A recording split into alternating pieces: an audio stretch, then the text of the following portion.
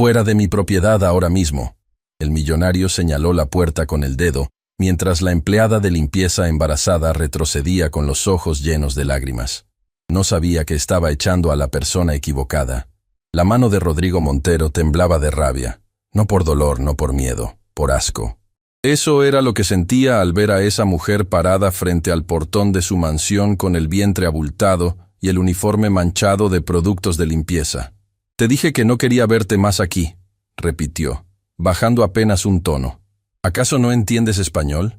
Elena Ríos apretó la correa de su bolso contra el hombro. Las manos le sudaban. El corazón le latía en la garganta. Pero no bajó la mirada. No esta vez. «Señor Montero, solo vine a buscar mis cosas del casillero», respondió con voz firme a pesar del temblor en las piernas. «Tengo derecho a recoger mis pertenencias». «¿Derecho?»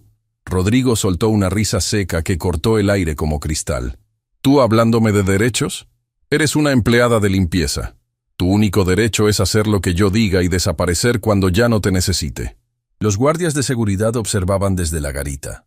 Dos hombres que llevaban años aprendiendo a no meterse en los asuntos del patrón. Pero uno de ellos, Tomás Heredia, dio un paso adelante, pequeño, casi invisible para quien no estuviera mirando. «Señor Montero, la señora Elena solo quiere recoger sus pertenencias. Son 10 minutos». Rodrigo lo fulminó con la mirada. El tipo de mirada que hace retroceder a hombres más grandes y más fuertes. «¿Y tú desde cuándo opinas? Si quieres conservar tu empleo, cierra la boca y haz lo que te pagan por hacer». Tomás retrocedió, pero sus ojos buscaron los de Elena con algo parecido a una disculpa silenciosa. Un gesto mínimo que nadie más notó, que nadie más necesitaba notar. El otro guardia, un hombre más joven que Tomás, miraba la escena sin intervenir. Tenía las manos cruzadas detrás de la espalda y la mirada fija en un punto del jardín, como si pudiera hacer desaparecer la realidad, concentrándose en otra parte. Era la técnica de supervivencia que todos aprendían en esa mansión. No ver, no oír, no existir más allá de la función asignada. Rodrigo seguía hablando. No gritaba, ya no. Había pasado al tono que era peor que los gritos, el tono condescendiente, el que sale de la garganta como veneno envuelto en seda.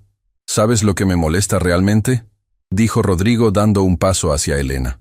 «No es que estés embarazada, es que tengas la audacia de venir aquí después de lo que te dije, como si este lugar te perteneciera, como si tuvieras algún tipo de importancia». Elena no retrocedió. Cada palabra entraba como una aguja fina, de esas que duelen más porque penetran despacio. Pero ella había aprendido algo en 8 meses de humillación diaria. Las palabras solo tienen el poder que tú les das. «Le deseo un buen día, señor Montero», dijo con una calma que sorprendió incluso a Tomás. «Espero que algún día entienda lo que acaba de perder». Rodrigo soltó una carcajada breve, más de sorpresa que de diversión. «¿Lo que acabo de perder? ¿Una empleada de limpieza? Por favor, hay 10 como tú esperando en la puerta». Elena no respondió. Ya había dicho lo que necesitaba decir. Y lo que Rodrigo no podía entender en ese momento, lo entendería después, con intereses. Elena respiró hondo. El bebé se movió dentro de ella. Un golpe suave contra la costilla izquierda. Un recordatorio silencioso de que no estaba sola en esto. De que había alguien más que dependía de su fuerza, de su paciencia, de su capacidad de soportar lo insoportable. «Está bien», dijo. «Me voy». Se dio la vuelta despacio, cada paso sobre la grava sonando como una sentencia. La bolsa pesaba más de lo que debería. No por lo que llevaba dentro, sino por lo que significaba lo que llevaba dentro. El portón de hierro forjado se cerró detrás de ella con un golpe metálico que resonó en todo el jardín. Un golpe seco, definitivo, como una puerta que se cierra para siempre. Rodrigo Montero se ajustó el saco y entró a la mansión sin mirar atrás. Para él, el asunto estaba resuelto. Una empleada menos. Un problema menos. Una mujer que no valía ni el tiempo que tardó en señalarla con el dedo. No sabía que acababa de cometer el error más costoso de su vida, y que la mujer que había echado como basura era la única persona en el mundo capaz de salvar todo lo que él había construido. Pero lo que estaba a punto de pasar cambiaría todo, y nadie en esa mansión tenía la menor idea. La mansión de los Montero se alzaba sobre una colina en las afueras de la capital, como un monumento al exceso. 3 pisos de piedra importada, jardines diseñados por paisajistas europeos que cobraban por metro cuadrado lo que una familia promedio ganaba en un año. Una piscina infinita que nadie usaba y un garaje con más autos que habitantes. Era el tipo de propiedad que aparecía en revistas de arquitectura y provocaba envidia en redes sociales. Para Rodrigo, era simplemente su casa. Para el resto del mundo, era la prueba de que algunas personas vivían en un planeta completamente diferente. Elena había llegado allí hacía 8 meses, enviada por la empresa tercerizada de limpieza que cubría propiedades de lujo en la zona. El contrato era claro: limpiar, ordenar, desaparecer. En ese orden exacto. Cada mañana, Elena tomaba el autobús de las 5:45. El trayecto duraba 1 hora con suerte. 1:30 cuando el tráfico decidía castigar a los que no podían pagarse un auto. Se sentaba junto a la ventana porque el vidrio frío le ayudaba con las náuseas del embarazo que no cedían ni con el paso de los meses. A las 7 en punto llegaba al portón. Tomás la saludaba. Ella cruzaba el jardín, pasaba por la entrada de servicio y se cambiaba en un cuarto diminuto que olía a desinfectante y soledad. El uniforme, ese pedazo de tela que la convertía en otra persona, que borraba todo lo que había sido y la reducía a una función. Un par de manos sin nombre, sin historia, sin pasado. Una sombra que limpiaba y desaparecía. Pero Elena nunca dejó de pensar como lo que realmente era. Mientras fregaba pisos, su mente analizaba patrones. Mientras limpiaba ventanas, observaba documentos sobre escritorios con un ojo que ningún uniforme podía apagar. Mientras servía café, escuchaba conversaciones que nadie creía que ella pudiera entender. Era invisible. Y la invisibilidad, descubrió, tiene ventajas que los visibles no pueden ni imaginar. Cada habitación de la mansión contaba una historia de exceso. El dormitorio principal tenía sábanas de algodón egipcio que se cambiaban cada 3 días aunque nadie las hubiera usado. El closet de Camila ocupaba una habitación entera, organizado por color, estación y diseñador, con iluminación especial que costaba más que el sueldo mensual de Elena. El estudio de Rodrigo era el lugar más revelador. Libros que nadie leía alineados por tamaño para dar la impresión correcta. Un globo terráqueo antiguo que servía como bar. Fotografías enmarcadas con presidentes, celebridades y empresarios, cada una colocada estratégicamente para impresionar a quien se sentara frente al escritorio. Elena limpiaba cada uno de esos objetos con el mismo cuidado. No porque los respetara, sino porque su trabajo así lo exigía. Y porque en ese cuidado meticuloso encontraba un orden que el resto de su vida había perdido. Los pisos de mármol eran lo peor. De rodillas, con las rodillas protegidas solo por un trapo doblado, Elena fregaba superficies que brillaban como espejos. El vientre le dificultaba cada movimiento. La espalda protestaba después de la primera hora, pero se levantaba, se estiraba, respiraba hondo y volvía a agacharse. Cuando nadie la veía, Elena ponía una mano sobre su vientre y susurraba: «Ya falta menos, mi amor. Aguanta un poco más». No sabía si le hablaba al bebé o a sí misma. Probablemente a las 2. La cocina de la mansión era el territorio de Graciela, pero también era el único lugar donde Elena podía sentarse durante 5 minutos sin que nadie la viera. Un banco junto a la despensa, escondido detrás de una columna. Elena se sentaba allí cuando las piernas ya no daban más, cuando el peso del vientre se volvía insoportable, cuando necesitaba cerrar los ojos por un momento y recordar quién había sido antes de todo esto. En esos 5 minutos, Elena no pensaba en el uniforme ni en los insultos. Pensaba en las aulas de la universidad, en el olor a café del bufete a las 7 de la mañana, en la satisfacción de cerrar un contrato bien hecho. Pensaba en Andrés antes del accidente, cuando salían a cenar y él le contaba sobre puentes y estructuras con la pasión de quien ama lo que hace. Después abría los ojos, se levantaba del banco y volvía al trabajo, porque los 5 minutos se acababan. Siempre se acababan. Los primeros días fueron tranquilos. Rodrigo apenas registraba su presencia. Pasaba de largo por los pasillos con el teléfono pegado a la oreja, hablando de cifras y contratos que sonaban a otro idioma.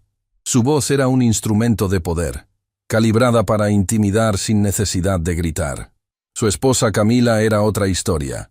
Coleccionaba bolsos de diseñador como otros coleccionan recuerdos. Caminaba por la mansión como si el piso fuera su propiedad exclusiva y las personas que lo limpiaban fueran parte de la decoración. Un florero más, un cuadro más, algo que debía estar allí pero no merecía ser mirado. Elena conocía cada rincón de esa mansión mejor que sus propios dueños. Sabía que la tercera baldosa del pasillo principal se levantaba ligeramente y había que caminar con cuidado para que el carro de limpieza no tropezara. Sabía que la ventana del segundo piso no cerraba bien, y que cuando llovía, el agua se filtraba y formaba un charco que debía secar antes de que Rodrigo lo viera y culpara a alguien. Sabía que en el estudio, detrás del tercer estante de libros que nadie leía, había una humedad que crecía despacio y que eventualmente dañaría la pared. Lo había reportado al supervisor de mantenimiento. Nadie hizo nada. Nadie le daba importancia a lo que decía una empleada de limpieza sobre la estructura de una casa que no era suya. Elena también sabía cuándo Rodrigo había tenido un mal día por la forma en que dejaba las cosas en su estudio. Los días buenos, el escritorio quedaba relativamente ordenado. Los días malos, había vasos de whisky a medio tomar, papeles arrugados en el basurero y la silla de cuero fuera de su lugar, empujada con rabia. En esos días, Elena limpiaba más rápido y más silenciosamente. No por respeto, por supervivencia. El problema comenzó cuando Elena empezó a notarse el embarazo. Sofía. Rodrigo llamó a su asistente personal una mañana mientras desayunaba en la terraza con vista al valle. ¿La nueva chica de limpieza está embarazada? Sofía Herrera tenía 28 años y llevaba 3 trabajando para Rodrigo. Sabía exactamente cómo funcionaba su mente. Cualquier imperfección era una ofensa personal. Sí, señor, pero su trabajo es impecable. Nunca ha faltado ni llegado tarde. No me importa si limpia como ángel. Cortó un trozo de fruta sin levantar la vista. No quiero una embarazada arrastrándose por mi casa. Es una imagen deplorable. Los inversionistas vienen la semana que viene y no quiero que vean eso. Eso, no ella. No una persona. Eso. Sofía apretó los labios. Señor, legalmente no podemos... No me hables de leyes en mi propia casa, cortó él con frialdad definitiva. Habla con la empresa, que manden a otra persona. Sofía asintió y salió, pero no llamó a la empresa. No inmediatamente. Algo en la situación le revolvía el estómago de una forma que no podía ignorar. Sofía Herrera había entrado a trabajar con Rodrigo 3 años atrás, recién graduada, llena de ambición y la certeza de que trabajar para un empresario exitoso le abriría puertas. Y las puertas se abrieron, pero lo que había detrás de ellas no era lo que esperaba. Aprendió a anticipar los estados de ánimo de Rodrigo como un meteorólogo predice tormentas. Aprendió a decir, sí, señor, con la convicción suficiente para que él no notara que ella pensaba lo contrario. Aprendió a mirar para otro lado cuando alguien era humillado, despedido o ignorado. Lo que no aprendió fue a dormir tranquila. Cada noche, antes de cerrar los ojos, Sofía revisaba mentalmente las cosas que había visto y callado durante el día. La forma en que Rodrigo trataba al personal. Los comentarios de Camila. Las risas de los invitados a costa de personas que no podían defenderse. Cuando vio a Elena limpiando el estudio con el vientre abultado y las manos agrietadas, algo dentro de Sofía se rompió. No de golpe. Despacio. Como una grieta en una pared que avanza centímetro a centímetro hasta que un día la pared ya no puede sostenerse. Esa misma tarde, mientras Elena limpiaba el estudio de Rodrigo, encontró algo que la detuvo en seco. Un documento abierto sobre el escritorio, con un sello oficial que reconocería en cualquier parte del mundo, en cualquier circunstancia, dormida o despierta. Las manos, el sudor, el latido acelerado. Elena cerró los ojos por un segundo. Solo uno. Después siguió limpiando como si no hubiera visto nada. Pero sus dedos temblaban mientras pasaba el paño por la superficie del escritorio. Dentro de su bolso, guardado en el fondo como un secreto que pesaba más que cualquier objeto físico, había un sobre amarillo desgastado por el tiempo. Contenía 3 cosas. Una carta escrita a mano con letra torcida y tinta azul. Una fotografía vieja con bordes doblados y un documento con el mismo sello que acababa de ver sobre el escritorio de Rodrigo Montero. Nadie sabía que ese sobre existía. Nadie sabía lo que significaba. Y Elena no tenía intención de revelarlo. No todavía. La humillación se fue construyendo por capas, como siempre sucede en esos lugares donde el dinero reemplaza a la empatía y la posición social sustituye a la decencia. Primera capa. Camila. Una tarde, mientras Elena limpiaba el baño principal, con mármol importado y grifería que costaba más que un auto, Camila entró sin anunciarse. Se miró en el espejo, se acomodó un mechón de pelo y dejó caer una toalla mojada al piso, exactamente donde Elena acababa de fregar. «Ups», dijo sin mirarla. «Qué torpe soy». No era torpeza, era territorio. Era un recordatorio de quién mandaba y quién obedecía, de quién ensuciaba y quién limpiaba. Elena recogió la toalla sin decir una palabra, la dobló con la misma precisión de siempre y siguió limpiando. Camila lo hacía seguido. No todos los días, pero sí lo suficiente para que Elena nunca pudiera relajarse. A veces era una mancha de labial dejada adrede sobre un espejo recién limpiado. A veces era un vaso de agua volcado sobre la mesa de noche. A veces era ropa tirada en el piso cuando el canasto estaba a 1 metro de distancia. Y a veces, lo peor de todo, era simplemente hablar de ella como si no estuviera presente. «Sofía, dile a la chica de limpieza que el baño de invitados huele raro», decía Camila frente a Elena, mirándola sin verla, como quien mira a través de una ventana sucia. La chica de limpieza, nunca su nombre, nunca Elena, siempre un título genérico que la reducía a una función. Elena limpiaba el baño que no olía a nada y seguía con su jornada. Porque necesitaba el trabajo. Porque el bebé necesitaba que ella aguantara. Porque a veces resistir es la forma más silenciosa de valentía. Segunda capa. Los invitados. Rodrigo organizaba cenas frecuentes para socios y clientes. Noches de vino caro, conversaciones calculadas y risas que sonaban a transacciones. Elena debía servir, limpiar y no existir. Sobre todo no existir. Durante una de esas cenas, un empresario llamado Marcos Beltrán, socio menor de Rodrigo, la vio pasar con una bandeja de canapés y soltó una carcajada que hizo girar cabezas. «Rodrigo, ¿desde cuándo contratas embarazadas? Espero que no se le caiga un plato encima de la langosta». La mesa entera rió. 6 personas. 6 risas. Rodrigo rió más fuerte que nadie, echando la cabeza hacia atrás. «Tranquilo, Marcos. Si se rompe algo, lo descuento de su sueldo. Aunque con lo que gana, tardaría 20 años en pagar uno de estos platos». Más risas. Más fuerte. Elena sirvió el vino con manos firmes. No derramó una gota, ni una sola gota sobre el mantel de lino importado. Pero por dentro, algo ardía. No era vergüenza. Era algo más antiguo, más profundo. Era la memoria de haber estado del otro lado de esa mesa. De haber sido la que firmaba contratos y cerraba negocios, y ahora servía vino para que otros se rieran de ella. Esa noche, mientras lavaba los platos de la cena en la cocina, Elena encontró el menú que Graciela había preparado. Langosta importada, filete wagyu, postre de chocolate con láminas de oro comestible.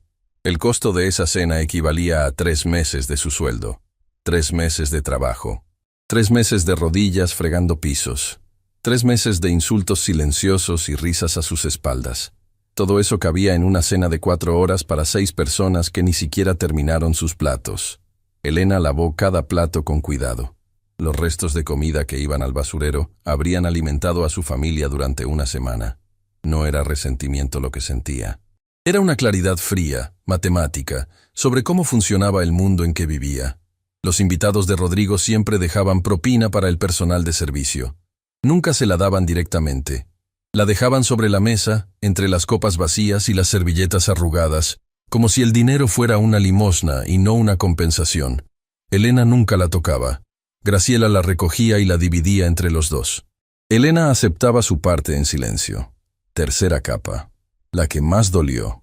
Graciela, la cocinera de la mansión, llevaba 15 años trabajando allí. Conocía cada rincón, cada secreto, cada estado de ánimo de los patrones. Era parte del inventario. Se acercó a Elena una mañana en la cocina, mientras preparaba el café que nadie agradecía. «Mira, no te lo digo por mala», susurró mientras picaba verduras con la eficiencia de quien ha repetido el mismo gesto miles de veces. «Pero deberías irte antes de que te echen. A Rodrigo no le gustan los problemas. Y tú, con esa panza, eres un problema andante. Solo estoy haciendo mi trabajo, Graciela. Tu trabajo es ser invisible. Y una embarazada no es invisible. Es un recordatorio de que existe un mundo fuera de estas paredes que al señor Montero no le gusta ver. Elena sintió el golpe de esas palabras más que cualquier insulto directo, porque venían de alguien como ella, de alguien que limpiaba, que cocinaba, que servía, de alguien que debería entender, pero no respondió. Solo asintió y siguió con lo suyo. Porque había aprendido que discutir con el miedo ajeno es perder el tiempo. La única persona en toda la mansión que trataba a Elena como ser humano era Tomás, el guardia del portón. Un hombre callado, de pocas palabras y muchas observaciones. Había aprendido que en casas de ricos, la supervivencia dependía de la discreción. Todas las mañanas, cuando Elena llegaba caminando desde la parada, Tomás le abría el portón con un «Buenos días, señora Elena», que era más que un saludo. Era reconocimiento, era humanidad básica en un lugar que la había olvidado. «¿Cómo amaneció hoy?», preguntaba. «Bien, Tomás. Gracias por preguntar. Si necesita algo, lo que sea, aquí estoy». Esas palabras simples eran el único refugio de Elena en aquella propiedad. El único momento del día en que alguien la miraba a los ojos sin desprecio. A veces, cuando Elena llegaba más temprano de lo usual y la mansión todavía dormía, Tomás compartía su café con ella. Un termo pequeño con café negro que su esposa preparaba cada mañana. Lo servía en 2 tapas de plástico y se sentaban en el banco de la garita durante 5 minutos antes de que el mundo se despertara. «Mi esposa dice que usted debería tener más cuidado con el esfuerzo físico», dijo Tomás una mañana. «Dice que en su estado no debería estar agachándose tanto. Tu esposa es muy amable. Es enfermera. Se preocupa por todos». Tomás hizo una pausa. «¿Tiene a alguien que la lleve al hospital cuando llegue el momento?» «Mi esposo». «¿Y si él no puede?» Elena lo miró sorprendida. «¿Por qué preguntas?» Tomás sacó un papel doblado del bolsillo y se lo entregó. «Es mi número. Y el de mi esposa. Si alguna vez necesitan algo, lo que sea, a la hora que sea». Elena tomó el papel con manos que temblaban. No por frío. Por algo que no había sentido en mucho tiempo en ese lugar. Bondad sin condiciones, sin cálculo, sin esperar nada a cambio. «Gracias, Tomás. No me agradezca, señora Elena. Es lo que haría cualquier persona decente». Ese papel quedó guardado junto al sobre amarillo en su bolso. 2 documentos que representaban 2 mundos opuestos. Uno, la prueba de que el sistema estaba roto. El otro, la prueba de que todavía había personas que lo sostenían. Un día, Rodrigo lo escuchó. Venía llegando en su auto. Bajó la ventanilla y vio a Tomás hablando con Elena. «Tomás, ¿estás coqueteando con la sirvienta o trabajando?» Tomás bajó la cabeza. «Trabajando, señor». «Entonces deja de charlar y vigila el portón. Para eso te pago, no para socializar con el personal de limpieza». Tomás no volvió a saludar a Elena en voz alta, pero cada mañana, cuando ella pasaba, le hacía un gesto discreto con la cabeza. Un asentimiento pequeño, invisible para quien no estuviera mirando, suficiente para que ella supiera que alguien la veía. Elena lo notaba siempre. Y cada mañana, ese gesto diminuto le daba fuerzas para cruzar el portón y enfrentar otro día entre paredes que la rechazaban. La apuesta que selló todo ocurrió una noche, durante la cena más importante del año para Rodrigo. Un grupo de inversores internacionales liderado por Werner Hoffmann, un financista con reputación de implacable, había llegado a la capital para evaluar un megaproyecto inmobiliario que Rodrigo promovía desde hacía meses. El proyecto Mirador. Un complejo de edificios residenciales y comerciales valorado en cientos de millones. La oportunidad de su vida. La cena fue en el comedor principal. 12 comensales, cristalería fina, flores frescas importadas esa mañana. Elena servía en silencio, moviéndose entre las sillas, con la habilidad de quien ha aprendido a ser invisible. Werner Hoffmann comentó algo en voz baja a su colega, en alemán. Elena no entendió las palabras, pero reconoció un nombre entre las frases extranjeras, un nombre que hizo que se le helara la sangre, el nombre que estaba en el documento dentro de su sobre amarillo. Rodrigo, ajeno a todo lo que sucedía bajo la superficie, se puso de pie con una copa de vino en la mano. La confianza le salía por los poros como perfume caro. «Señores, les prometo que este proyecto será el más ambicioso de la región, y para demostrarlo, estoy dispuesto a poner mi propia fortuna como garantía. Mi mansión, mis propiedades, mi nombre, todo. Marcos Beltrán asintió con entusiasmo exagerado. Rodrigo siempre cumple. Es un hombre de palabra. Werner observó a Rodrigo con ojos calculadores, fríos, de los que pesan cada sílaba. Después miró brevemente a Elena, que retiraba los platos, y volvió su atención a la mesa. «Necesitaremos ver toda la documentación legal del terreno», dijo Werner en español con acento marcado. «Especialmente los títulos de propiedad originales». «Por supuesto». Rodrigo sonrió con la seguridad de quien nunca ha perdido. «Mi equipo legal se los entregará esta semana». «Los originales», insistió Werner. «No copias». «Los originales», confirmó Rodrigo, levantando su copa. Elena sintió un escalofrío recorrerle la espalda. Los originales. Esos documentos que Rodrigo prometía con tanta seguridad tenían un problema que él desconocía por completo. Un problema que ella conocía mejor que nadie en el mundo. Porque esos documentos tenían que ver directamente con el sobre amarillo que cargaba en su bolso. Y lo que contenían podía destruir el proyecto, la mansión, y todo el imperio de Rodrigo Montero. Elena no siempre había sido empleada de limpieza. Eso era lo que nadie sabía. Lo que nadie podía imaginar mirando sus manos agrietadas y su uniforme gastado. Años atrás, Elena Ríos había sido Elena Ríos de Castañeda, abogada especialista en derecho inmobiliario, graduada con honores de la facultad más exigente del país, socia menor del bufete Ortega y Asociados, el más prestigioso de la capital en materia de propiedad y territorio. Su esposo, Andrés Castañeda, era ingeniero civil. Juntos formaban un equipo que combinaba ley y construcción, revisando proyectos inmobiliarios desde ambos ángulos. Eran jóvenes, brillantes, y tenían el tipo de futuro que otros envidiaban sin disimulo. El derrumbe comenzó con una auditoría de rutina. Elena descubrió irregularidades en los títulos de propiedad de un terreno enorme en las afueras de la capital. Un terreno que estaba siendo comercializado como propiedad privada legítima, listo para desarrollo inmobiliario a gran escala. Pero los registros originales contaban otra historia. Alguien había falsificado documentos décadas atrás para hacer parecer legal lo que nunca lo fue. Cuando presentó sus hallazgos al socio principal del bufete, esperaba reconocimiento. Recibió silencio. Un silencio que duró exactamente 3 días.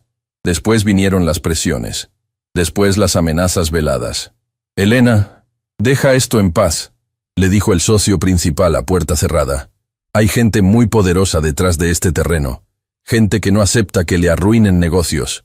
Pero los documentos son falsos. Si alguien construye sobre ese terreno y después se descubre la verdad, las familias que compren ahí van a perder todo. Entonces que se descubra en 20 años, cuando todos hayamos cobrado nuestras comisiones». Elena se negó a callar. Llevó sus hallazgos a las autoridades. Presentó cada documento, cada prueba, cada inconsistencia. Y pagó el precio más alto que un profesional puede pagar. La despidieron en 24 horas. Le hicieron imposible encontrar trabajo. Sus colegas dejaron de responder sus llamadas. Amigos de años cruzaban la calle cuando la veían. El mundo que había construido con décadas de esfuerzo se desmoronó en semanas. Después, vino lo peor. Andrés sufrió un accidente de tránsito. Las lesiones en la espalda lo dejaron incapacitado para trabajos físicos.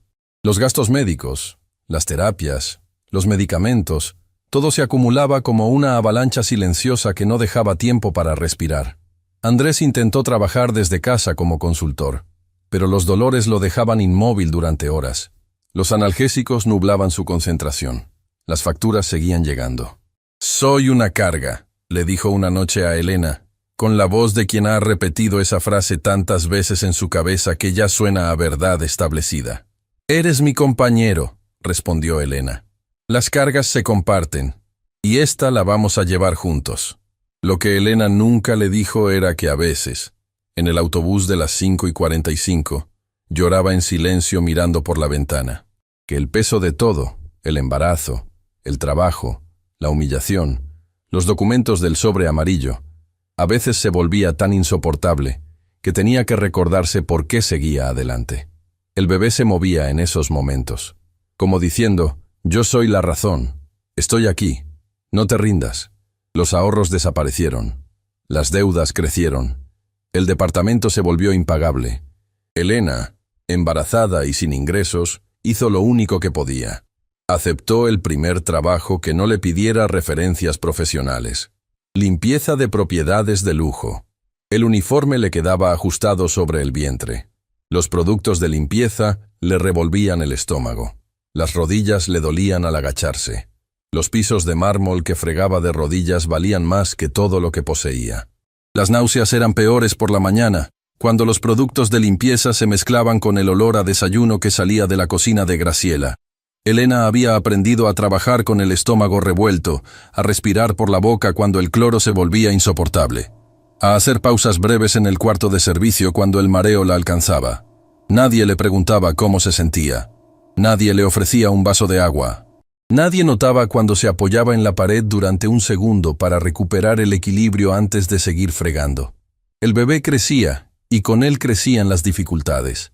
Agacharse era un ejercicio de voluntad. Cargar el balde de agua requería una técnica especial para no lastimarse la espalda. Subir escaleras con el carro de limpieza se convertía en una prueba de resistencia que ningún médico habría aprobado. Pero Elena subía, cada escalón, cada día, porque la alternativa era no subir, y no subir significaba no comer, y no comer significaba que Andrés no tendría sus medicinas, y el bebé no tendría un techo. Hubo un día, semanas antes de la expulsión, en que Elena casi no pudo levantarse. El dolor de espalda era tan intenso que tuvo que sentarse en el borde de la cama durante 10 minutos antes de poder ponerse de pie. Andrés la miraba con ojos que no podían ocultar la preocupación. «Quédate hoy», dijo. «Un día no va a cambiar nada. Un día sin trabajo es un día sin pago, y un día sin pago es un día más cerca de perder este departamento». «Elena». «Estoy bien», mintió, y se puso el uniforme. Y tomó el autobús, y cruzó el portón, y limpió la mansión de un hombre que no conocía su nombre. Ese día, mientras fregaba el piso del pasillo principal, una contracción la detuvo, no fuerte, no de las que asustan, pero lo suficiente para hacerla soltar el trapo y apoyar ambas manos en el suelo, respirando despacio, con los ojos cerrados. Camila pasó por el pasillo en ese momento exacto. Miró a Elena en el suelo, con las manos apoyadas y la respiración agitada. ¿Se manchó algo?, preguntó sin detenerse. Elena abrió los ojos. Vio los zapatos de Camila alejarse por el pasillo sin que se hubiera detenido ni un segundo, sin que hubiera preguntado si estaba bien, sin que hubiera notado, o querido notar, que una mujer embarazada estaba en el suelo de su casa necesitando ayuda. Se levantó sola. Se levantó como se levantaba cada mañana, con las manos, con las rodillas, con lo que le quedaba de fuerza y lo que le sobraba de obstinación, porque nadie iba a levantarla. Nunca nadie la había levantado en esa mansión, excepto Tomás, que al final del día, cuando Elena salió por el portón más agotada que nunca, le ofreció un vaso de agua sin preguntar qué había pasado. Solo se lo ofreció, y Elena lo aceptó. A veces un vaso de agua es todo lo que una persona necesita para recordar que el mundo no está completamente roto. A veces, sola en algún pasillo de la mansión, mientras el mundo de los ricos ocurría a su alrededor sin incluirla, Elena ponía ambas manos sobre su vientre y cerraba los ojos. Sentía los movimientos del bebé, una patadita, un giro, una señal de vida en medio de un lugar que la trataba como si estuviera muerta. «Vas a conocer un mundo mejor que este», susurraba. «Te lo prometo». Pero cada quincena llegaba un cheque, pequeño, insuficiente, humillante, pero real. Un cheque que pagaba las medicinas de Andrés y mantenía un techo sobre sus cabezas. Las noches en el departamento tenían su propia rutina. Elena llegaba a las 8 agotada, con los pies hinchados y el uniforme manchado de productos que le irritaban la piel. Andrés la esperaba con la cena preparada. Nunca nada elaborado. Arroz, frijoles, a veces un huevo, lo que el presupuesto permitía. Comían juntos en la mesa pequeña de la cocina, el mismo lugar donde años atrás habían extendido contratos millonarios para revisarlos juntos. Ahora extendían las facturas del mes, calculando cuánto faltaba para cubrir los medicamentos, el alquiler, la comida. Hoy una señora dejó caer una toalla donde yo acababa de fregar, contaba Elena sin dramatismo, como quien narra el clima. Y después un invitado hizo un chiste sobre mi embarazo. Andrés apretaba el puño debajo de la mesa. ¿Quieres que vaya a hablar con...? No, no vale la pena. Además, El chiste ni siquiera era gracioso. Reían juntos. No porque fuera cómico, sino porque reír era la única forma de no hundirse. La risa era su chaleco salvavidas en medio de un océano que no dejaba de crecer. Después de cenar, Andrés le masajeaba los pies con las manos que antes diseñaban puentes. Manos que ahora temblaban por la medicación, pero que todavía sabían encontrar los puntos exactos donde el dolor se acumulaba. Algún día todo esto va a ser solo un recuerdo, decía Andrés. Lo sé, respondía Elena, pero hoy todavía es el presente. Y el presente necesita que me levante mañana a las 5. Andrés besaba sus pies hinchados. Era el gesto más tierno que existía en ese departamento diminuto. Más tierno que cualquier regalo en cualquier mansión. Lo que nadie sabía era que el terreno sobre el que Rodrigo Montero quería construir su proyecto Mirador era exactamente el mismo terreno cuyos títulos ella había denunciado como fraudulentos años atrás, y el sobre amarillo en su bolso contenía la prueba. La carta era de don Aurelio Montero, padre de Rodrigo, fallecido años atrás, escrita a mano, con letra torcida de hombre que no confiaba en las máquinas, dirigida al bufete Ortega y Asociados. En ella, don Aurelio confesaba sospechas sobre los títulos y pedía una revisión legal urgente. La carta nunca llegó a su destino. Fue interceptada por las mismas personas que se beneficiaban del fraude. La fotografía mostraba a don Aurelio frente al terreno, junto a un grupo de personas. Elena reconoció su rostro la primera vez que vio a Rodrigo. La misma mandíbula, los mismos ojos, la misma forma de ocupar el espacio, como si le perteneciera.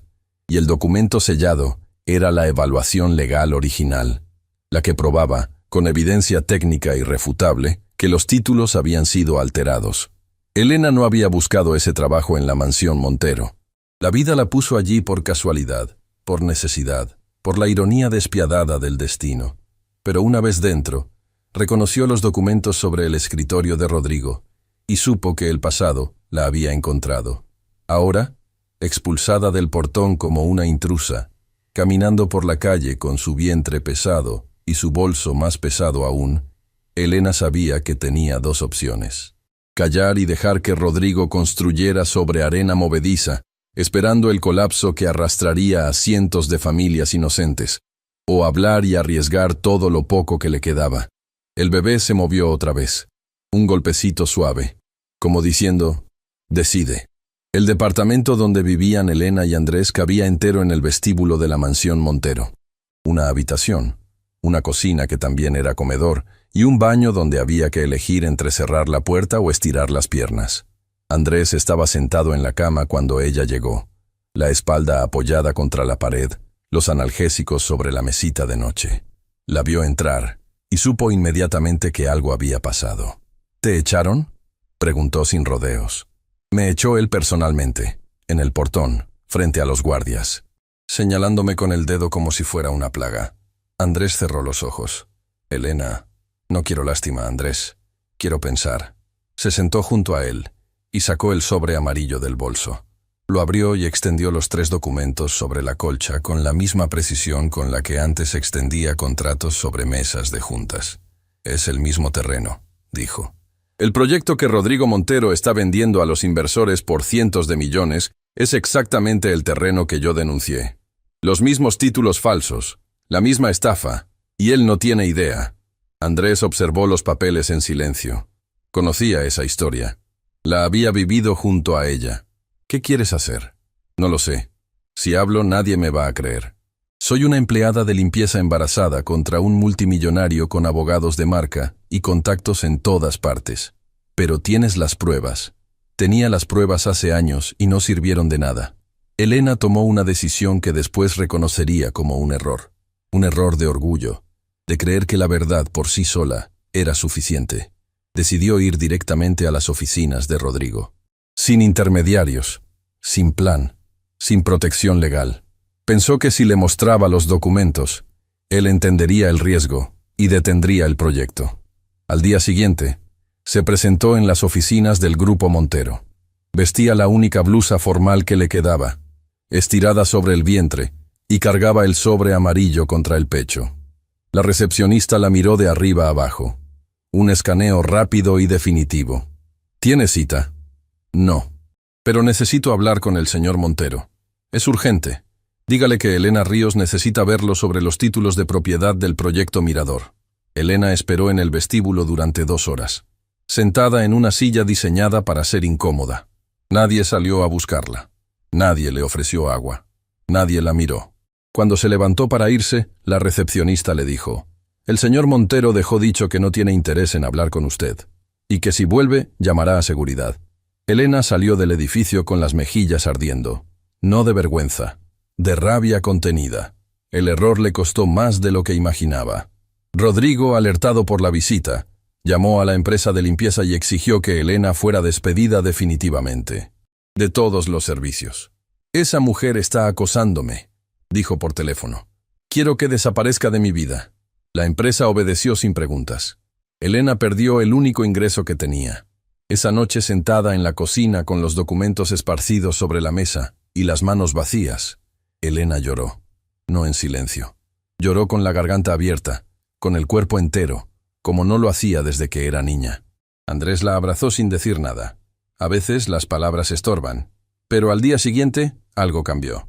Elena recibió una llamada de un número desconocido. «Elena, soy Sofía.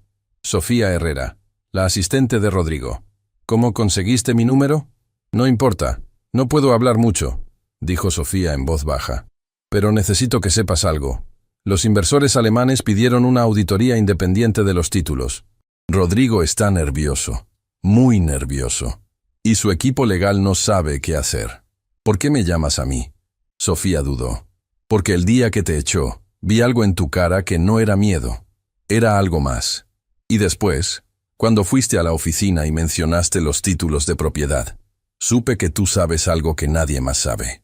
¿Y qué ganas tú con esto?» «Nada. Solo quiero hacer lo correcto por una vez en mi vida.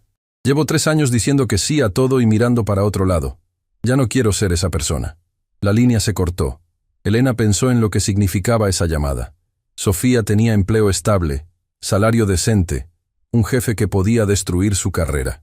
Y eligió arriesgarlo todo para hacer una sola cosa: lo correcto. Esa llamada fue su forma de recuperar el tamaño que le correspondía. «Necesito ayuda», le dijo Elena a Andrés. «Necesito a alguien que sepa de leyes y que no le tenga miedo a Rodrigo Montero. Conozco a alguien, pero no te va a gustar». «¿Quién?» «Tu antiguo profesor, el doctor Navarro». Elena cerró los ojos. El doctor Ignacio Navarro había sido su mentor en la universidad, el hombre que le enseñó todo sobre títulos de propiedad. También era el hombre que, cuando ella denunció las irregularidades, le dijo que estaba cometiendo un salto al vacío profesional y se negó a apoyarla. «No va a querer ayudarme». «Tal vez no, pero es el único que puede». La necesidad ganó sobre el orgullo, como casi siempre. Elena llamó al doctor Navarro. La conversación fue tensa. «Elena, hace años te dije que ese camino no llevaba a ningún lado. Y tenía razón, profesor. Me destruyó la vida. Pero ahora alguien va a construir sobre ese terreno, y cuando todo se derrumbe, no serán documentos los que caigan. Serán familias». Silencio largo. «Ven a mi oficina mañana a las 9. Y trae todo lo que tengas». La oficina de Navarro estaba en un edificio viejo del centro, sin ascensor, sin aire acondicionado. Navarro la esperaba detrás de un escritorio sepultado bajo expedientes. Había envejecido, cabello blanco, lentes gruesos, pero los ojos seguían iguales. «Siéntate. Empieza desde el principio». Elena habló durante 2 horas. Navarro escuchó sin tomar notas. «Debí haberte apoyado», dijo finalmente. «Hace años. Debí haber tenido tu coraje. Elegí la comodidad sobre la justicia. Y por esa cobardía, tú pagaste un precio que yo debí haber compartido. Entonces compénselo ahora. Necesitamos registros municipales, archivos notariales, toda la cadena de titulación».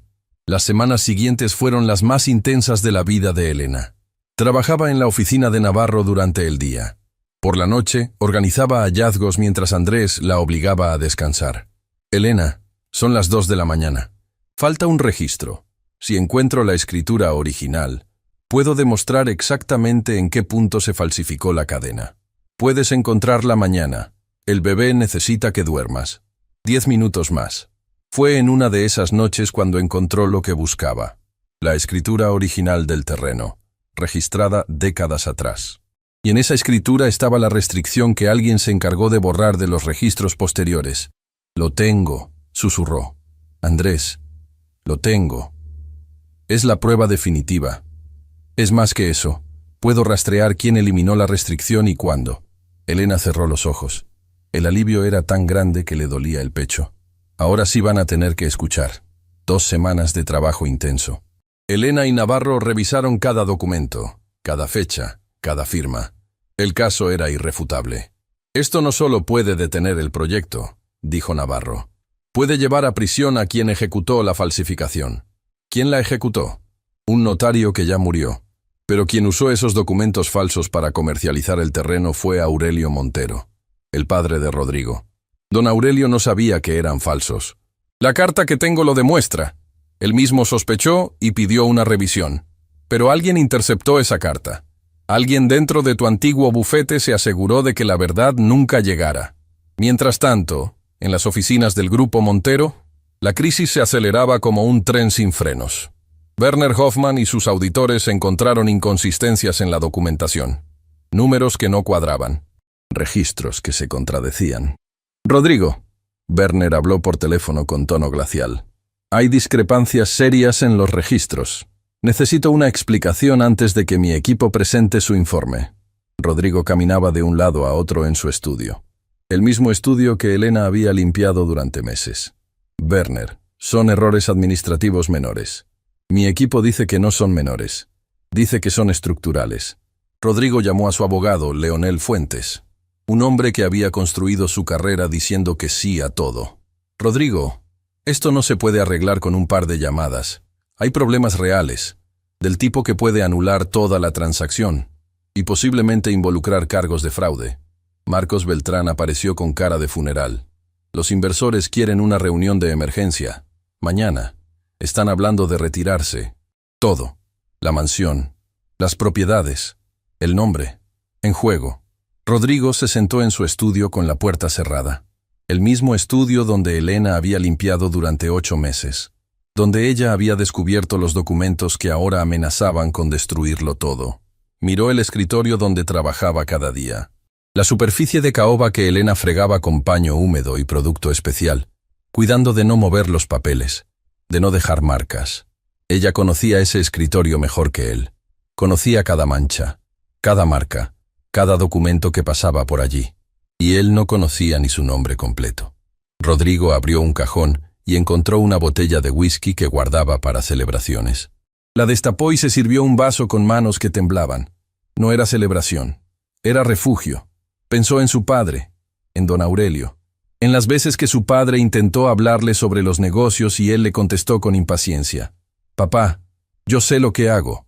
No necesito que me cuides». Ahora entendía que su padre no intentaba cuidarlo. Intentaba advertirle. Y él, con la arrogancia de quien cree saberlo todo, lo ignoró. El whisky le quemó la garganta. No aliviaba nada. Solo subrayaba el silencio de un estudio demasiado grande para un hombre que de repente se sentía muy pequeño. Su teléfono sonó. Era Fuentes con la sugerencia de Elena Ríos. Y cuando escuchó ese nombre, cuando Sofía le explicó quién era realmente la mujer que él había echado de su portón, Rodrigo sintió algo que no había sentido en décadas. Vergüenza. Pura y sin filtro. Del tipo que no puedes esconder detrás de un traje caro ni ahogar en whisky de marca. «Necesitamos a alguien que realmente entienda de títulos de propiedad», dijo Fuentes. «Alguien que pueda proponer una solución legal antes de que los inversores huyan». «¿A quién sugieres?» «Hay una persona, la mejor especialista que he conocido en 30 años, pero tiene historia contigo». «No me importa su historia. Necesito a alguien que resuelva esto. Se llama Elena Ríos». El nombre cayó sobre la habitación como una bomba silenciosa. Elena Ríos, la abogada que denunció lo del terreno hace años. No intentó destruir nada, Rodrigo. Intentó advertir, y nadie la escuchó. Sofía, que escuchaba desde su escritorio, se puso de pie, tocó la puerta y entró sin esperar respuesta. «Señor Montero, hay algo que necesita saber. Ahora». «Sofía, no es momento de...» «Sí es momento, porque la abogada que acaba de mencionar el señor Fuentes es la misma persona que usted echó del portón de su casa. Elena Ríos, la empleada de limpieza embarazada. Es abogada especialista en derecho inmobiliario. Fue socia de uno de los bufetes más importantes del país. Y es la única persona que sabe exactamente qué pasa con los títulos de su terreno. Un segundo de silencio. Uno solo. Pero dentro de ese segundo, todo cambió. Marcos Beltrán se quedó con la boca abierta. Recordó la cena, su chiste sobre la langosta, las risas. Fuentes se quitó los lentes. Rodrigo no dijo nada. Por primera vez en su vida, las palabras le fallaron. Rodrigo llamó a Elena esa noche. «Señora Ríos, necesito su ayuda. Señora Ríos, hace 2 semanas yo era una empleada de limpieza que no merecía recoger sus cosas. ¿Qué cambió? Todo. No, señor Montero, nada cambió. Yo soy la misma persona. La única diferencia es que ahora usted me necesita. Tiene razón. Y sé que no tengo derecho a pedirle nada. Pero si este proyecto se cae, hay cientos de familias que compraron departamentos sobre plano. Empleados que dependen de la obra. Gente que no tiene culpa de nada». Elena pensó en las familias, en los trabajadores, en la gente invisible que siempre paga las consecuencias. «Estaré ahí a las 10», dijo, y colgó. Cuando Elena entró a la sala de reuniones a la mañana siguiente, el silencio fue absoluto. 12 personas sentadas alrededor de la mesa, trajes de marca, relojes caros, expresiones tensas. Elena vestía la misma blusa formal estirada sobre el vientre. Cargaba una carpeta gruesa y el sobre amarillo. Caminaba despacio, con la determinación de quien sabe que cada paso importa. Al cruzar la puerta, sintió todas las miradas caer sobre ella. 12 personas evaluándola en tiempo real. Su ropa, su vientre, su forma de caminar. Cada detalle procesado y archivado. Sofía, en una esquina, la miró con ojos húmedos. No dijo nada. No hacía falta. Werner Hoffmann la reconoció. Esta no es la persona que servía en las cenas. Elena habló antes de que nadie interviniera. Sí, señor Hoffmann, soy la misma. Trabajé como empleada de limpieza en la mansión del señor Montero durante 8 meses. Y antes de eso, fui socia del bufete que originalmente revisó la titulación de este terreno. Esto es extraordinariamente inusual. La verdad suele serlo. Elena colocó el primer documento sobre la mesa. Era el registro original del terreno, anterior a cualquier manipulación. Lo desplegó con calma, señalando con un bolígrafo los puntos clave. Este es el registro de propiedad original del terreno donde se planea construir el proyecto Mirador, explicó. Fue inscrito hace más de 4 décadas como terreno con restricciones de uso, lo que significa que no podía ser vendido para desarrollo inmobiliario sin un proceso de liberación que nunca ocurrió. Werner se inclinó sobre el documento. Sus auditores tomaron fotografías. Aquí, Elena señaló una línea específica. Pueden ver la restricción original. Y aquí, colocó un segundo documento junto al primero. Pueden ver el mismo registro municipal, pero modificado. La restricción fue eliminada. No por un proceso legal, por alguien que tuvo acceso a los archivos. El silencio en la sala era tan denso que se podía sentir. La carta que les muestro a continuación es de don Aurelio Montero, padre del señor Rodrigo Montero. Elena extrajo la carta del sobre amarillo con manos firmes. Fue escrita hace años, dirigida al bufete donde yo trabajaba, pidiendo que se revisara la situación legal del terreno. Don Aurelio sospechaba que algo no estaba bien. Tuvo razón. Rodrigo miraba la letra de su padre como si viera un fantasma, la mandíbula apretada, los nudillos blancos sobre los apoyabrazos de la silla. «¿Por qué nunca recibimos esta carta?», preguntó Werner. «Porque fue interceptada por personas dentro del bufete que se beneficiaban de que la irregularidad nunca saliera a la luz», respondió Elena. «Las mismas personas que me despidieron cuando intenté denunciar la situación». Fuentes, el abogado de Rodrigo, miraba los documentos como si quisiera que desaparecieran. Pero la evidencia no desaparece por desearla. La evidencia simplemente espera, con paciencia infinita, hasta que alguien la encuentra. Werner se recostó en su silla y miró a sus auditores. Una conversación silenciosa pasó entre ellos, del tipo que solo se da entre profesionales que llevan años trabajando juntos. Cejas levantadas, asentimientos mínimos, labios apretados. «Señora Ríos», Werner habló finalmente. «¿Cuánto tiempo lleva trabajando en este caso?» «La primera vez, hace años. Me costó mi carrera, mi estabilidad y mi salud. La segunda vez, las últimas 2 semanas, pero con la ventaja de conocer cada detalle del problema desde su origen. ¿Y por qué debería confiar en alguien que hace 2 semanas limpiaba los pisos de esta misma empresa? Elena no se inmutó, porque la persona que limpiaba los pisos es exactamente la misma persona que descubrió el fraude. La única diferencia es el uniforme. Y si usted toma decisiones de inversión basándose en uniformes y no en competencias, señor Hoffman, entonces tiene un problema más grave que los títulos de propiedad. Werner la miró durante 5 segundos. Después soltó algo parecido a una risa. No de burla, de reconocimiento. Tiene carácter, señora Ríos. Eso no se compra con dinero. No, señor Hoffman. Eso se forja limpiando pisos de rodillas mientras el mundo te dice que no vales nada. Marcos Beltrán, al fondo de la sala, sintió que cada palabra de Elena le caía encima como una piedra. Recordó su chiste, su risa, la forma en que la había mirado como si fuera un objeto de decoración defectuoso. Y ahora esa misma mujer estaba salvando una inversión que él había puesto en riesgo con su complicidad en el fraude. Elena abrió su carpeta y comenzó a hablar. No con la voz de quien pide permiso, con la precisión quirúrgica de quien ha pasado noches enteras preparando cada argumento. Explicó las irregularidades, mostró los documentos originales, presentó la carta de don Aurelio. Don Aurelio no cometió fraude a sabiendas, aclaró mirando a Rodrigo. Fue engañado por personas en las que confiaba. Pero cuando tuvo sospechas, hizo lo correcto. Pidió ayuda. Esa ayuda fue interceptada. ¿Cuál es la solución?, preguntó Werner. Elena desplegó el documento preparado con Navarro. Un procedimiento de saneamiento de títulos que corrige las irregularidades históricas sin anular las transacciones posteriores de buena fe. Complejo, sí, pero viable. Y protege a todas las partes. Werner revisó el documento durante varios minutos. Esto es viable, con una condición. ¿Cuál? Que la señora Ríos lidere el proceso personalmente. Werner se levantó y caminó hacia Elena. Señora Ríos, durante la cena del mes pasado usted sirvió mi café. Espresso doble sin azúcar. Perfecto.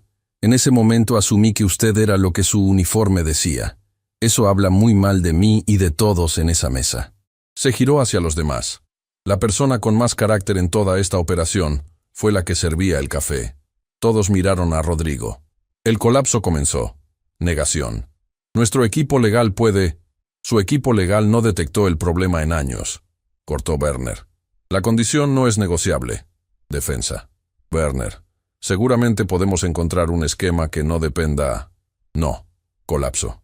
Rodrigo miró a Elena. La mujer embarazada a la que había señalado con el dedo.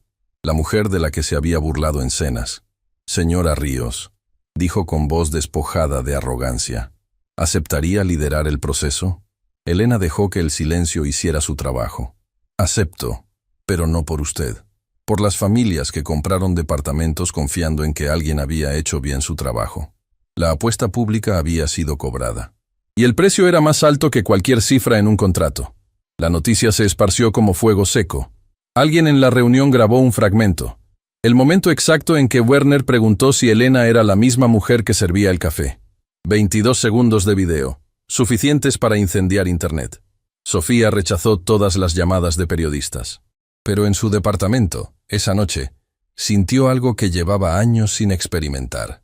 La satisfacción de haber hecho lo correcto. Tomás fue entrevistado en el portón. Solo dijo una frase. La señora Elena siempre fue una persona digna. El problema nunca fue ella. Esa frase se hizo tendencia. Graciela, la cocinera, llamó a un programa para disculparse públicamente. Me equivoqué. La juzgué por su uniforme y no por quién era. Eso dice más de mí que de ella. Marcos Beltrán intentó desmarcarse con una entrevista, pero alguien publicó un audio de la cena. Su chiste sobre la langosta, sus risas, su voz burlona. La humillación de Marcos fue instantánea y total. Perdió 3 contratos. Su socio lo desvinculó.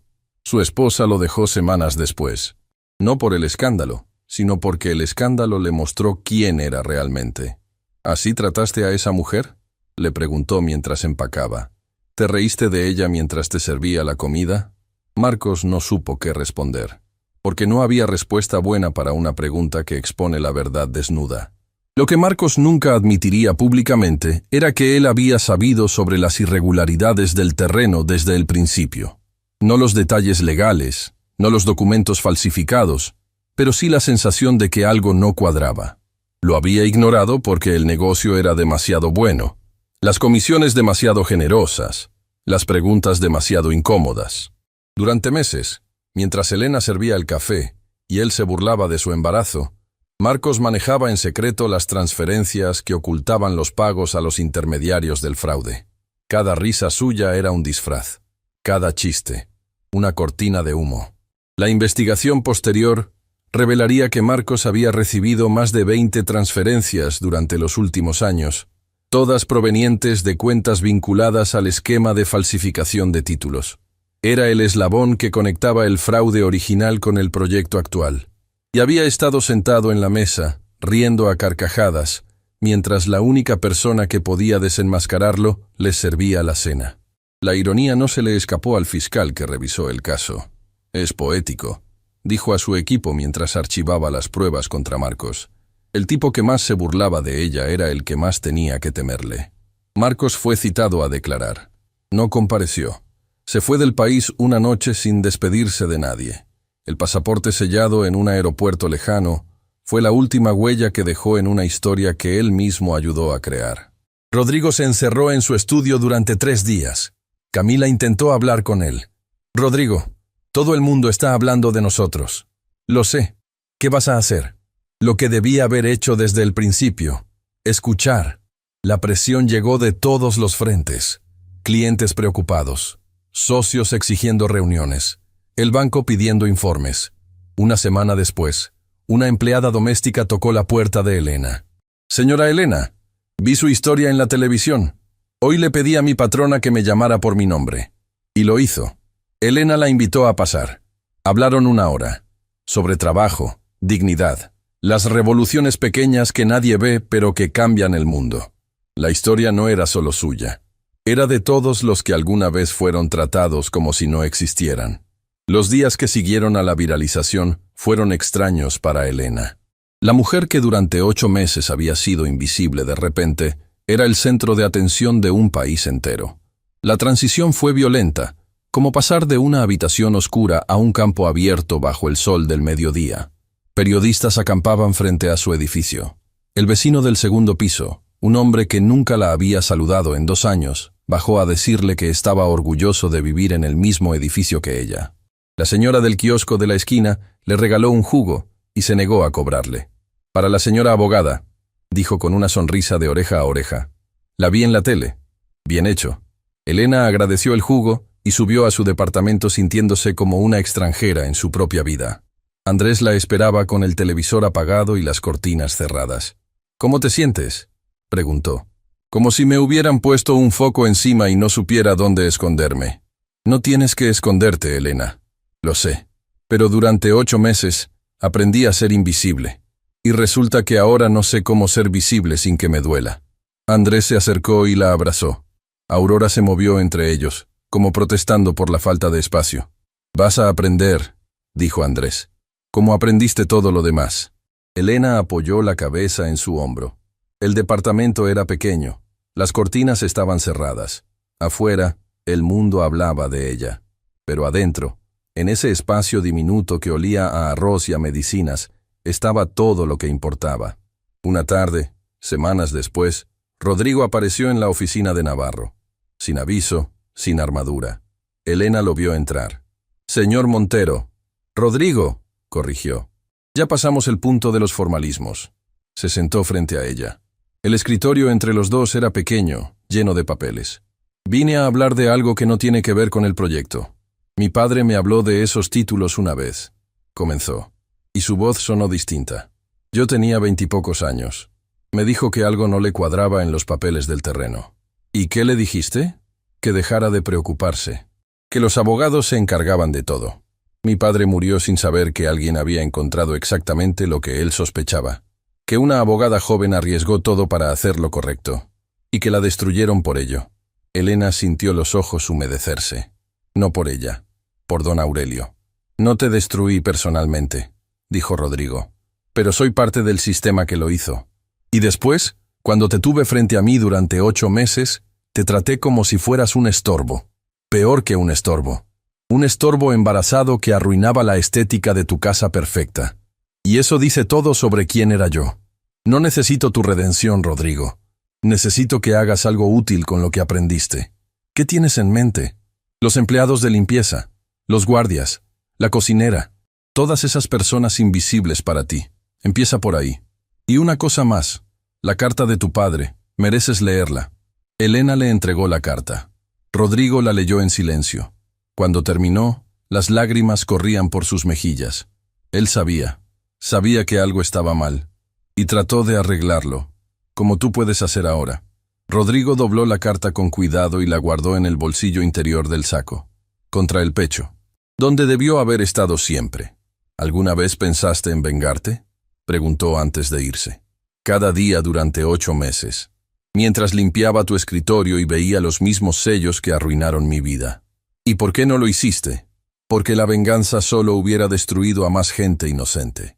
La venganza es un lujo que los que tienen conciencia no pueden permitirse. Esa noche, Rodrigo entró a la cocina de su mansión por primera vez en 15 años. Graciela, ¿cuántos años llevas trabajando aquí? 15, señor. ¿Alguna vez te pregunté cómo estabas? No, señor, nunca. ¿Cómo estás, Graciela? La cocinera sonrió. Una sonrisa pequeña, cautelosa. La sonrisa de quien no confía en la bondad repentina, pero agradece el gesto. Estoy bien, señor. Gracias por preguntar. Rodrigo, corrigió. Llámame Rodrigo. Algo cambió en el aire de esa cocina.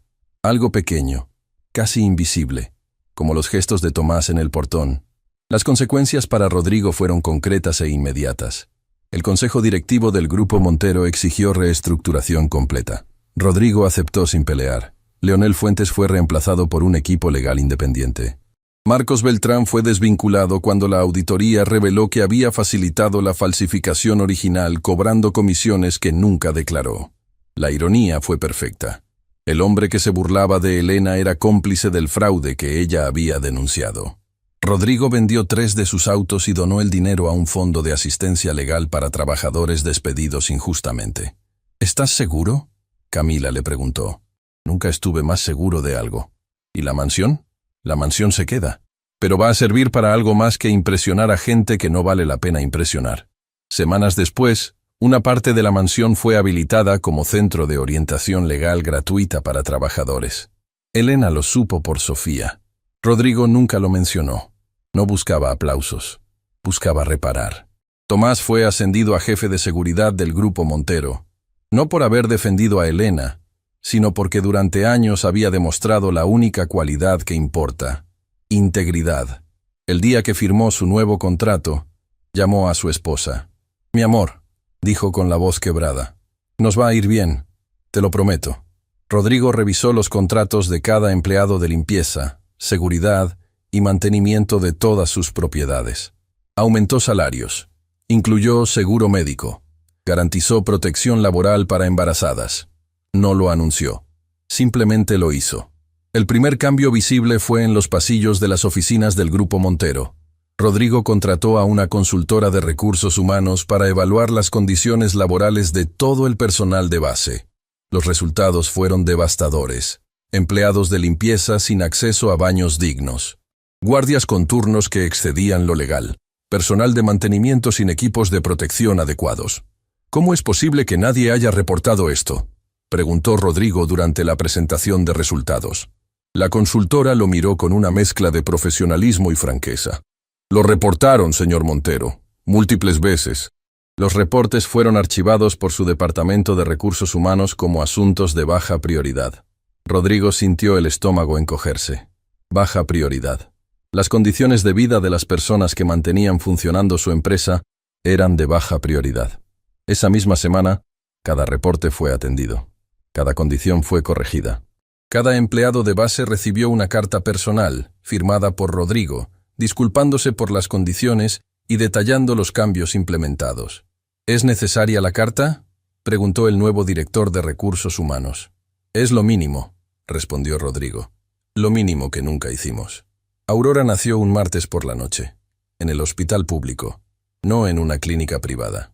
En una habitación compartida con cortinas delgadas y luz de neón, Andrés sostuvo la mano de Elena durante todo el proceso. Su espalda le dolía por la postura, los analgésicos se habían acabado, pero no soltó su mano ni un segundo. Cuando la doctora puso a la niña sobre el pecho de Elena, el mundo se detuvo. Todo lo que existía fuera de esa habitación dejó de importar.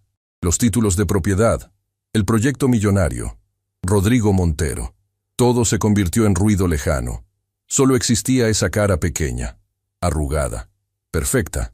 Elena la sostuvo y sintió el peso del mundo reducirse al peso de esa criatura diminuta. 3 kilos 200 gramos. Eso pesaba todo lo que importaba. Las horas previas al nacimiento habían sido un caos silencioso. Elena rompió fuente en el departamento a las 9 de la noche. Andrés llamó un taxi porque no tenían auto. El taxista los miró por el espejo retrovisor y aceleró sin que se lo pidieran. A veces la humanidad aparece en los momentos más inesperados, en las formas más simples. En la sala de espera del hospital, mientras Elena era atendida, Andrés se sentó en una silla de plástico y miró sus manos. Las manos que antes diseñaban puentes y edificios, las manos que ahora temblaban por la medicación y el dolor crónico, las manos que en minutos sostendrían a su hija.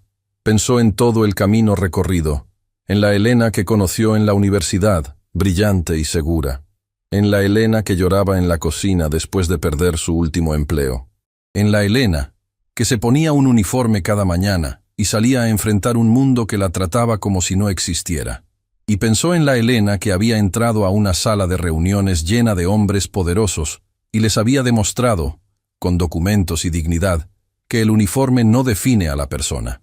Cuando la enfermera lo llamó y él entró a la habitación y vio a Elena sosteniendo a Aurora contra su pecho, supo con certeza absoluta que todo, absolutamente todo, cada dolor de espalda, cada factura sin pagar, cada noche sin dormir, había valido la pena por ese momento exacto.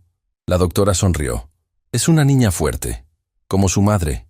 Andrés lloraba sin disimulo, con la alegría cruda de quien ha pasado por demasiada oscuridad para no reconocer la luz. «Hola, pequeña», susurró Elena. «Tardaste en llegar, pero valió la pena esperarte». «¿Cómo la vamos a llamar?», preguntó Andrés. Elena pensó en su madre, en doña Lucía, la abuela de Andrés, que les enseñó que la dignidad no tiene precio. En la carta de don Aurelio. Aurora. Se va a llamar Aurora. ¿Por qué Aurora? Porque viene después de la noche más oscura. Esa noche, mientras Aurora dormía en la cuna y los sonidos de la ciudad entraban por la ventana, hablaron en voz baja. ¿Te arrepientes?, preguntó Andrés. De haber denunciado, de todo. Elena miró a su hija dormida. Los puñitos cerrados, la respiración suave. Si no hubiera denunciado, no habría perdido mi carrera. No habría terminado limpiando casas. No habría conocido la mansión de los Montero ni encontrado la carta de don Aurelio. Y no estaría aquí, con ella. Eso no responde mi pregunta. No me arrepiento de nada que me haya traído hasta aquí. Andrés besó su frente. Entonces valió la pena. Todo valió la pena. El proceso de saneamiento culminó 3 meses después del nacimiento de Aurora. Una ceremonia formal en el auditorio del Colegio de Abogados marcó la firma de los documentos finales que protegían a todas las partes. Elena fue invitada a hablar. No quería. Andrés insistió. Navarro insistió más. La gente necesita tu voz, Elena. No por morbo, por esperanza. Aceptó con una condición. Aurora estaría con ella en el escenario. El auditorio estaba lleno. Abogados, empresarios, periodistas, trabajadores de limpieza que habían seguido la historia, familias del proyecto Mirador. Rodrigo en la 3ª fila, Werner en la 5ª, Sofía y Tomás cerca de la salida, todavía sin acostumbrarse a ocupar espacios visibles. El doctor Navarro estaba en la 1ª fila, con un traje que no usaba desde hacía años y los zapatos recién lustrados. Junto a él, Andrés sostenía a Aurora envuelta en la cobija tejida por Graciela, esperando el momento en que Elena la reclamara para subir al escenario. Andrés le susurraba cosas al oído a la niña, cosas que nadie más podía escuchar, promesas de un padre que sabía que su hija crecería en un mundo un poco más justo que el que él y Elena habían encontrado. Elena subió con Aurora dormida contra su pecho, envuelta en una cobija que Graciela le había tejido como regalo de disculpa. Cada puntada era una palabra que la cocinera no sabía decir de otra forma. Miró al auditorio. Cientos de rostros. Por primera vez en mucho tiempo, no era invisible. Y eso era al mismo tiempo liberador y aterrador. Respiró hondo. Aurora se acomodó contra su pecho. «Hace un año», comenzó, y su voz llenó el auditorio sin necesidad de forzarla. Estaba parada frente a un portón de hierro, embarazada, con un uniforme de limpieza, mientras un hombre me señalaba con el dedo y me decía que no tenía derechos. Nadie se movió.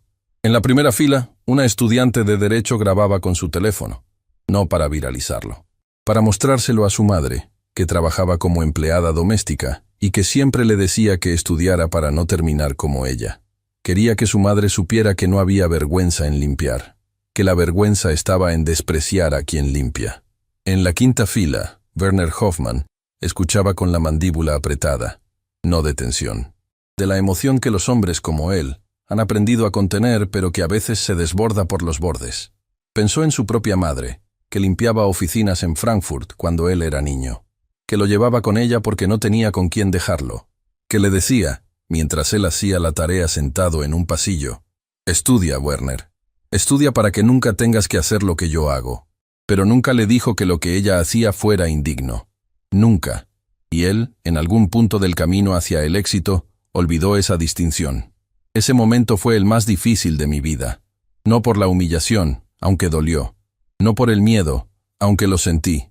Fue difícil porque tuve que decidir quién quería ser. Si la mujer que acepta en silencio y se va, o la mujer que sabe lo que vale y elige no olvidarlo. Miró hacia la tercera fila. Rodrigo sostenía la mirada. «Hoy no estoy aquí para señalar culpables. Estoy aquí porque durante años cargué un sobre con documentos que probaban una verdad incómoda. Y durante años nadie quiso escuchar esa verdad. No porque fuera falsa, sino porque era inconveniente». Levantó el sobre amarillo, ahora vacío. Un símbolo. «Este sobre me enseñó que la verdad no tiene uniforme. No lleva traje de marca ni título en la pared. La verdad simplemente es. Y cuando alguien la encuentra, tiene la obligación de defenderla, sin importar el costo. Quiero reconocer a personas concretas.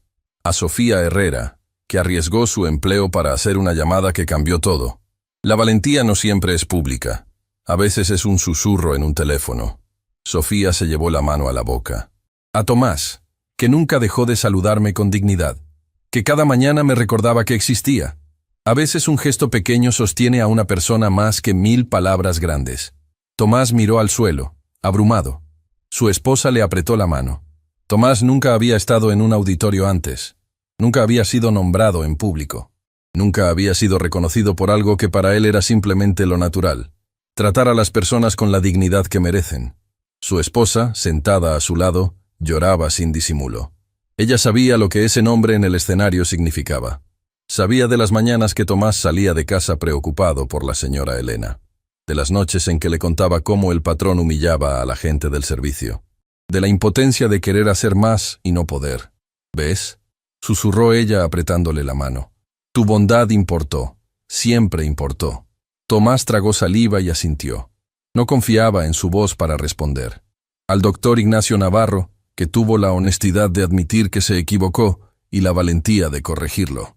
Navarro se quitó los lentes y se limpió los ojos con el pañuelo que siempre llevaba en el bolsillo del saco. Tenía más de 40 años enseñando derecho.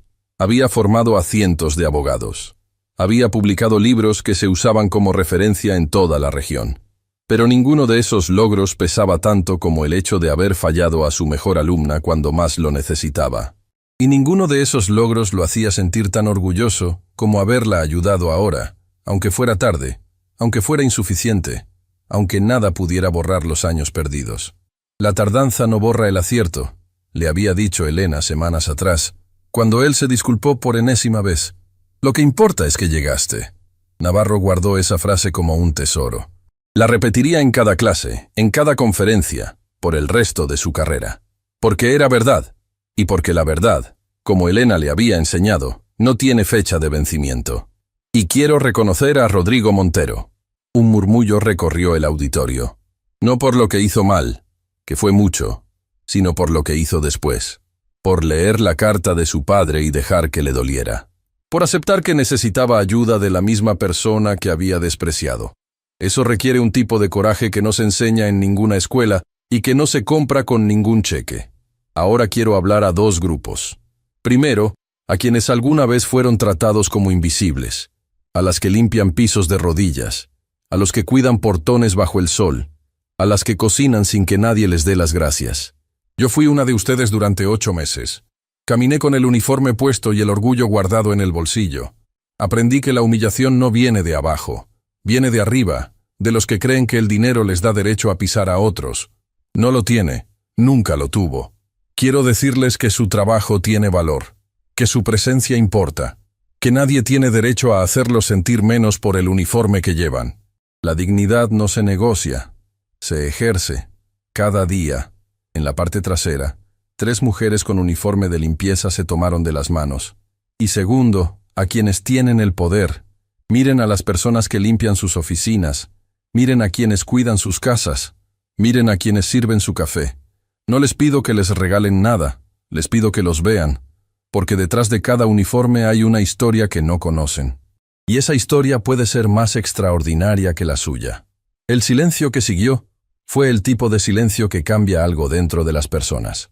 No aplausos inmediatos. Procesamiento. El tipo de impacto que se mide en decisiones tomadas después. Después, los aplausos. Largos, sostenidos, genuinos. Cuando bajó del escenario, varias personas la esperaban. No periodistas, no empresarios, trabajadores. Una mujer que limpiaba oficinas en un edificio del centro la abrazó sin pedir permiso. «Gracias», susurró. Nadie nos había nombrado así. Un guardia de seguridad que trabajaba en un centro comercial le estrechó la mano con fuerza. Mi esposa vio su historia y me obligó a venir. Dice que usted le devolvió algo que había perdido. No sabe explicar qué, pero lo siente. Un hombre joven con uniforme de mensajero esperó su turno con paciencia. Cuando llegó frente a Elena, sacó un papel doblado del bolsillo.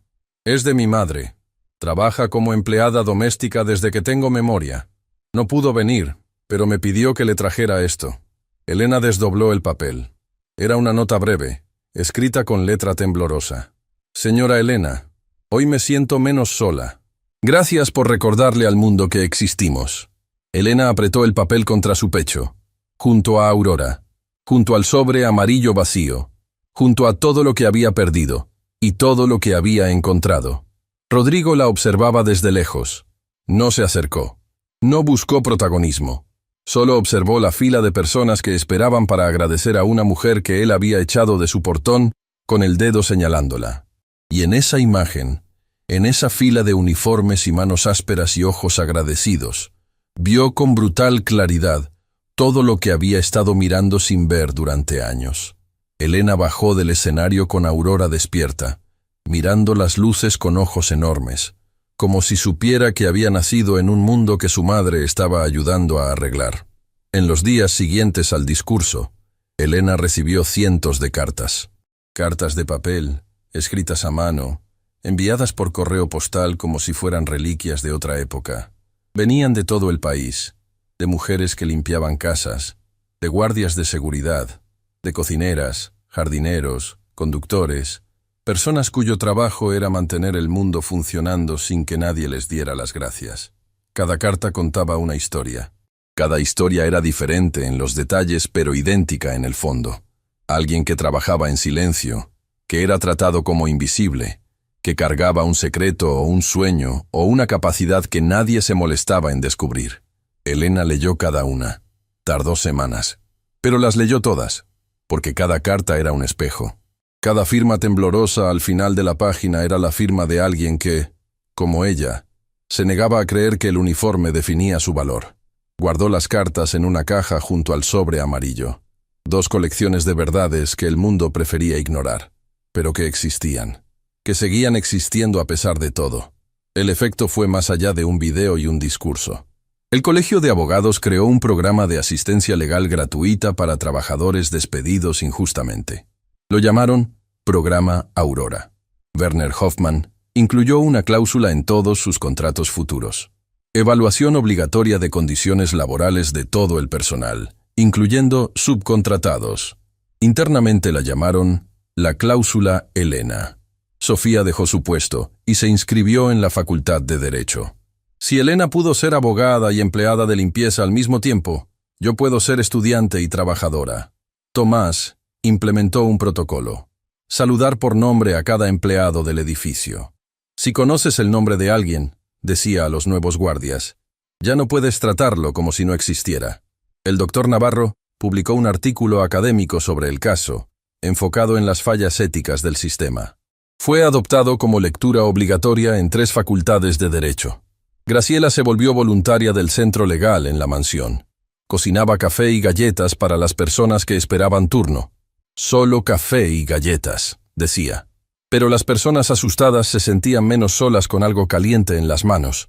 Pero el impacto más profundo fue el invisible. En un bufete mediano, un socio preguntó el nombre de la persona que limpiaba su oficina. Nadie lo supo. Esa tarde, la empleada recibió un saludo con su nombre por primera vez en 3 años. En una constructora, un gerente releyó contratos de subcontratados y corrigió irregularidades que llevaban meses sin atención. En un hospital, una doctora se detuvo frente a una paciente empleada doméstica y preguntó, ¿hay algo más que necesite? La mujer lloró de alivio y mencionó un dolor que llevaba semanas callando. Ninguna de estas historias llegó a titulares, pero cada una era un eco del portón que Elena había abierto. Y en un departamento pequeño pero digno, Elena acomodaba a Aurora en la cuna, mientras Andrés preparaba la cena. El sobre amarillo, ahora vacío, descansaba en un cajón. ¿Sabes qué me dijo hoy Navarro?, preguntó Elena. ¿Qué? Que quiere que vuelva al bufete, como socia. Andrés asomó la cabeza desde la cocina. ¿Y qué le dijiste? Elena miró a Aurora, que estiraba los brazos hacia la luz de la lámpara con fascinación infinita. Le dije que sí, pero con una condición: que la primera clienta sea gratis, y que sea alguien como yo, alguien que necesite que la escuchen. Andrés la miró desde la puerta de la cocina. La mujer frente a él no era la misma que tomaba el autobús de las 5:45. Tampoco era la abogada de antes. Era algo nuevo, algo forjado por el fuego de la humillación y templado por la paciencia de quien espera el momento correcto. ¿Sabes lo que más admiro de ti?, dijo Andrés. Que sé limpiar pisos y redactar contratos. Que nunca dejaste de ser tú, ni con el uniforme, ni con el sobre, ni con el dedo de Rodrigo señalándote. Siempre fuiste la misma Elena. Elena sonrió. No la sonrisa forzada de quien finge. La sonrisa tranquila de quien sabe que lo peor pasó y que lo que viene no la encontrará de rodillas. Afuera, la noche caía sobre la ciudad. En algún lugar, una mujer con uniforme de limpieza caminaba hacia su casa, después de un turno largo, cargando en su bolso un secreto que nadie conocía. En otro lugar, un guardia saludaba por nombre a alguien que todos los demás ignoraban. En otro, una joven embarazada miraba el portón cerrado de una propiedad lujosa y se preguntaba si algún día alguien la vería de verdad. Y Aurora sonreiría sin entender del todo, pero con esa confianza que solo los niños tienen. La confianza de que su madre decía la verdad. Siempre. Tú, respondería. Tú creciste. Elena miraría a su hija. Miraría la luz de la lámpara reflejada en sus ojos curiosos. Miraría el departamento pequeño pero lleno de libros y dibujos y risas. ¿Y qué creció? Porque la verdad no es como un objeto que puedes dejar en el suelo y seguir caminando. Es como una semilla. Una vez que la encuentras, tienes que plantarla y esperar. ¿Y por qué no la soltaste?, preguntaría Aurora, con la lógica implacable de los niños. Elena lo tomaría entre las manos con el cuidado de quien sostiene una reliquia. Le contaría la historia, no toda. Solo la parte que una niña de esa edad podría entender. La parte sobre una mujer que encontró la verdad y decidió no soltarla, aunque el mundo entero le pedía que la dejara ir. ¿Qué es esto, mamá? Años después, Aurora preguntaría por primera vez sobre el sobre amarillo que su madre guardaba en el cajón de la mesita de noche. La respuesta ahora era un poco más probable, porque una mujer había demostrado que el portón más difícil de abrir no es el de hierro forjado de una mansión, sino el de los prejuicios que construimos sin darnos cuenta. Y ese portón, una vez abierto, ya no vuelve a cerrarse.